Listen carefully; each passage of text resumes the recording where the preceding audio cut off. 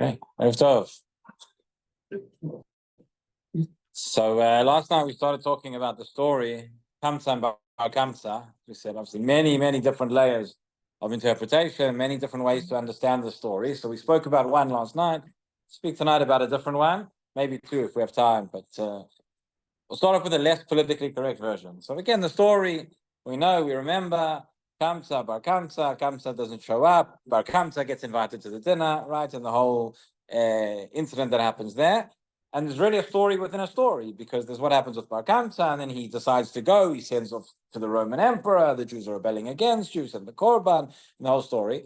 And then the other story is about Rabbi Yitzchak ben Avkulas. Rabbi Yitzchak ben Avkulas with the Chachamim, and they come up with all suggestions to get away from this, to hide this in whatever way. And Rabbi Yitzchak says, you can't do this, you can't do that. And so he concludes the story in the Gemara because of the Anvanuto, Rabbi Yitzchak ben Avkulas, because of his humility, which Rashi interprets, by the way. He says, Savlanuto, because of his patience, his tolerance. He changes it from humility.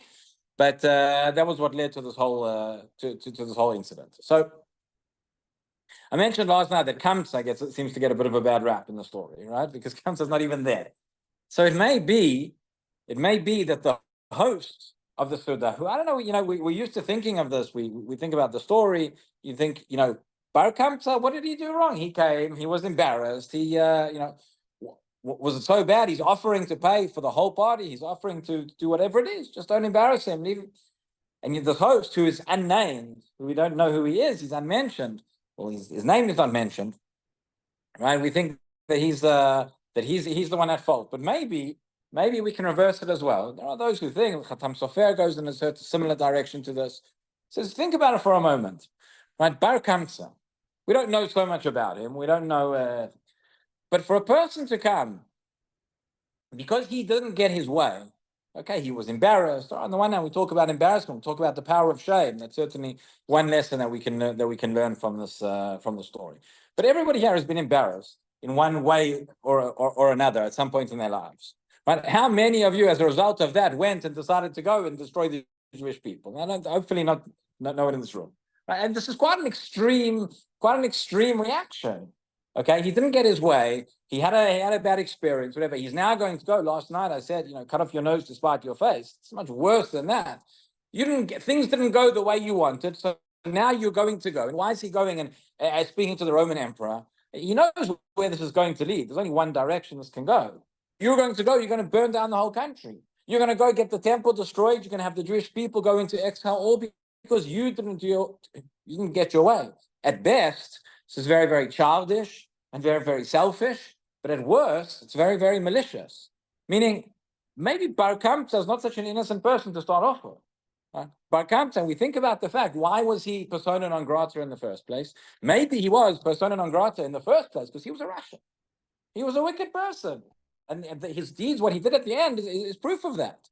And therefore, you could say, and you could argue, you could say that now we see the whole story in a completely different light.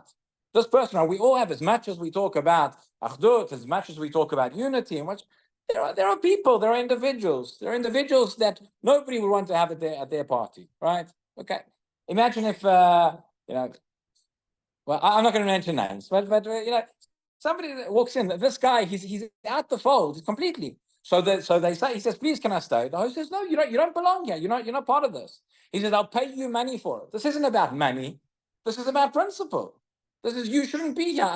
It's not appropriate. The rabbis don't protest. Maybe the rabbis don't protest because he's a person who's not meant to be there. And the fact is that his actions at the end of the day prove it. Because if you are, after all that's out, something that transpired, as terrible as an experience as it may have been, but you are willing to go and to have the Jewish people close to destruction because of that. So that says something about who you are as a person. That says something about your character.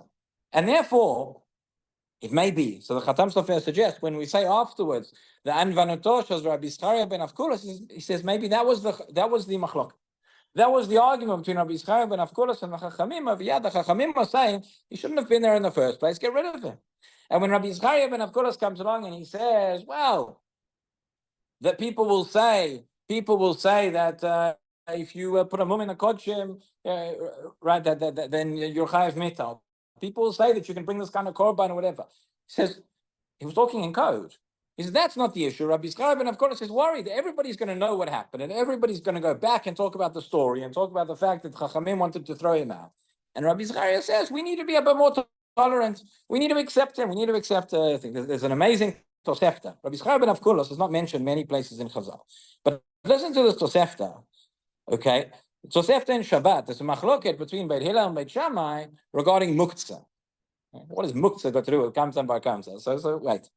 So it says, Beit Hillel omrim magbim mel hashulchan atzamot v'klipin, Beit Shammai omrim masalek tatavla kula u'menara. This in the Mishnah as well. That when you have persons eating on Shabbat, you're eating nuts or whatever, so you have the peels and you have the bones that are left over, which in and of themselves are muktzah, but they were part of the food before. So what do you do with them? So Beit Hillel says, in this version of the Tosefta, because it's different version who says what, but Beit Hillel says, Magbi'in mel hashulchan, you can just lift them up. We have a din of a graf sharei, which is halacha in muktzah, where something that's disgusting, something dirty, the waste, you can pick it up, even though in and of itself it should be muktzah, you can pick it up and throw it out. That's why you can take out the bins on Shabbos. So he says that Beit Shammai omrim masalek tatavla kula u'menara. Beit Shammai say, no, you can't handle the objects themselves. You have to pick up the whole table and you have to slide them off into the bin. Right? Zechariah ben Avkulas, remember him? Makes an appearance in the Tosefta. Zechariah ben Avkulas lo haya noeg lo k'divrei Beit Shammai, lo k'divrei Beit Hillel. So he had a third shita, not like this, not like that. Ela notel u'mashlich le'achar hamita. In other words, he would eat and then he would throw out the shells or the bones, whatever, so they wouldn't come onto the table in the first place, in a different direction. That's it. And now listen to what the Tosefta says, how it concludes. Amar Rabbi Yossi, anvetanuto she Rabbi Yisrael ben Avkulas harfat ha'echal. Sounds a bit harsh. I mean, you're having a machloket there between Beit Shammai and Beit Hillel about muktzah. Beit Hillel says this, Beit Shammai says that, Rabbi Zechariah says that. So Rabbi Zechariah's humility destroyed the Beit HaMikdash. What's that got to do? Every time, poor guy, every time we mention his name, we're going to go and mention the story. So what's the connection? So maybe the Khatam Sofer, genius explanation, he says like this. He says again, what if we understand that anvetanuto, humility it doesn't really mean humility here. It means savlanuto. It means his tolerance. Was able to. So in the same way that over here, why does Rabbi Zechariah have a different shita? It says because why are we allowed to move these atzamot v'klipin in the first place? Because it's disgusting. You have them on the table in front of you. It's not nice. It's not pleasant. You can get rid of them. Rabbi Zechariah was more tolerant. Okay, so if you've got them on the table, he says if you've got them on the table, you can't move them. Not like Beit Shammai, not like Beit Hillel. So you can do something else in the first place so they don't end up on the table. But I'm more tolerant. I'm more willing to accept that. In the same way, willing to accept that. So I'm willing to accept Bar Kamsa. Willing to accept Bar Kamsa's presence at the Suda. And the other Chachamim say, no, we can't do that. But essentially, that is the Anvanuto, that is a Savlanuto. That's what led to this whole thing. Meaning, what comes out of this interpretation is that, Bar Kamsa shouldn't have been there in the first place. You're right to get rid of him. And sometimes, there are as much as we want everybody to be included, want everybody to be in the fold. We have to know when to stand on the principles and to say no.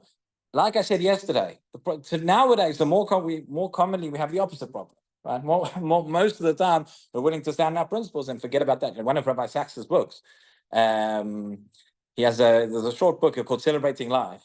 And he writes an introduction there, and he has a very, very funny anecdote. He says it's a book which he wrote after his father died. And he writes how he was depressed, and he was, stories to kind of bring back the joy in life, etc. And he says that his father was a very principled person. He says his father would rather lose a friend than compromise. So he says, he grew up with his education. He learned from his father who would rather lose a friend than compromise on a principle. And he says, and he's grateful for his mother for winning back all the friends that his father lost. Yeah, that's essentially what the Navi Zechariah tells us. Where do we find the balance between emet and between shalom? And that is you're not going to get the answer in a 10-minute year between Mincha Maaariv. But that is the balance. But we're so used to focusing on this on the side of shalom, that was lacking in the story. Maybe there's an element, there's an element of emet as well that we don't always think about, we don't always consider. One other thing I'll say, I don't have time to go into the full other interpretation I wanted to mention, but there is another version of the story of Kamsa and Bar Kamsa, which appears in the Midrash. And it's fascinating because it's very, very similar, very parallel, but there are a number of differences. And the difference is, as in our story in the Bavli, as I said, there is a story within a story. Right? You have first the whole story of Kamsa Bar Kamsa, you have the Bar Kamsa, the Suda, etc. And afterwards you have discussion of the Chachamim and Rabbi Yisrael ben Avkulos. In the version that's brought in the Midrash, it's a little bit different to that. Meaning the Suda takes place, as it does, and then the Midrash tells us Rabbi Yisrael ben Avkulos was one of the Chachamim that was sitting at the Suda. It's not a conversation that takes place later on. It's at the Suda, Bar Kamsa and the host are having their altercation. And at that point, Rabbi Yisrael is sitting there and says the Midrash, he had the opportunity to protest and he didn't. And that's when the whole thing explodes. And then at the end of the Midrash, it says, that's what led to it. So that's a completely different, it's 180-degree turn. But it's turning the whole story on its head. It's saying, what was the anava? Was the fact that you had the opportunity to influence the situation in the first place.